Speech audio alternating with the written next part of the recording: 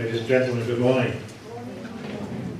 I think I'm actually formally welcoming you all here to VAST's 2015 conference with a theme on partnerships and models of collaboration. Most of you will be aware that VAST's head office is at somewhere called the Dudson Centre in Stoke-on-Trent. The Dudson Centre is in fact a registered charity which started almost 20 years ago. The site is the home of my family's ceramic business, our original factory, which was built in the early 1800s. And we manufactured there for 160, 170 years until late in the 1980s it became unsuitable for modern manufacturing techniques.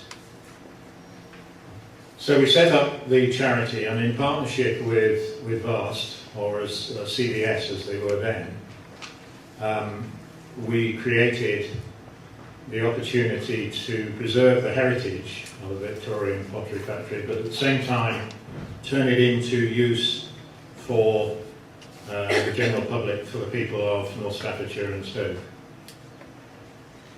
The company donated the site and put in a sum of money that was matched by the City Council.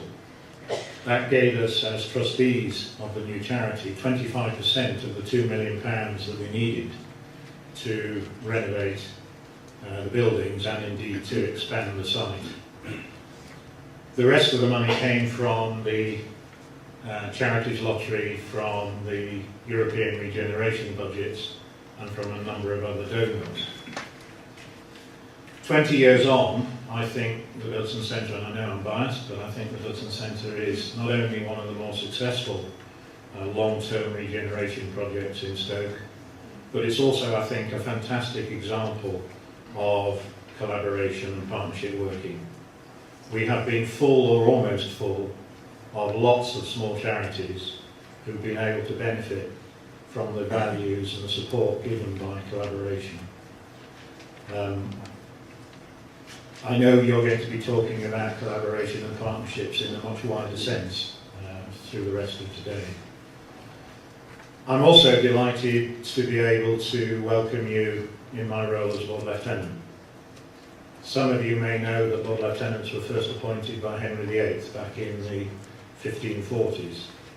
And then we were appointed almost solely for military purposes. It was our job to raise an army to support the King when he was fighting either the French or the Scots, usually our two most common enemies.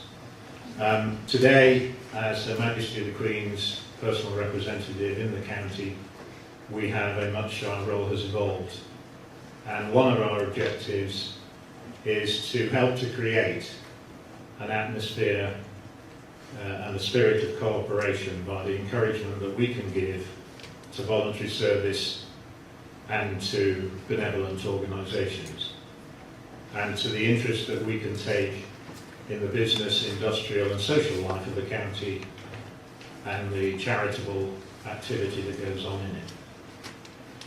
Now, I know that in the Staffordshire volunteering strategy, one of the key principles is the recognition that it's vital to value the contribution of volunteers to their organisations, to their communities, and indeed to the social economy of this county.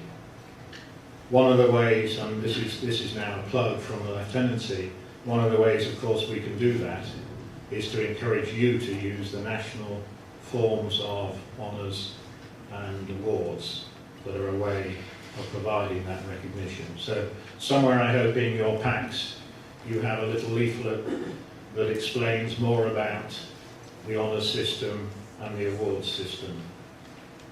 Staffordshire does very well in the Queen's Award for Voluntary Service. We have 30 organisations who won the award in the last 3 years. But we do not come very high on the league table for personal honours. So I would encourage you all, when you identify, when you're aware of individuals and indeed organisations who ought to be recognised, then please help us by finding out how you can nominate, how you can ask somebody else to nominate.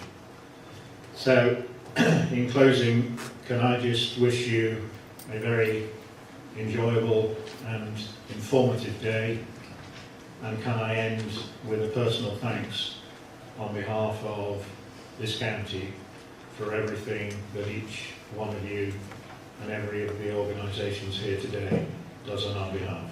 Thank you very much.